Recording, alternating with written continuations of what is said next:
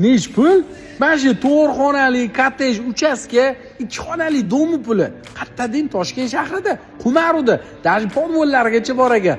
4 xonali mana shu tayyor kottejni 75 mingga bosib olsangiz bo'ladi. Hamma narsasi tayyor. Mana ikkitalab sanuzelari bor. Ko'ryapsizmi? Bu yo'lni zal qilib ishlatsangiz bo'ladi. Xohlasangiz spalniy qo'ras, panoramli oynalari ham bor. Umumiy 4 xona.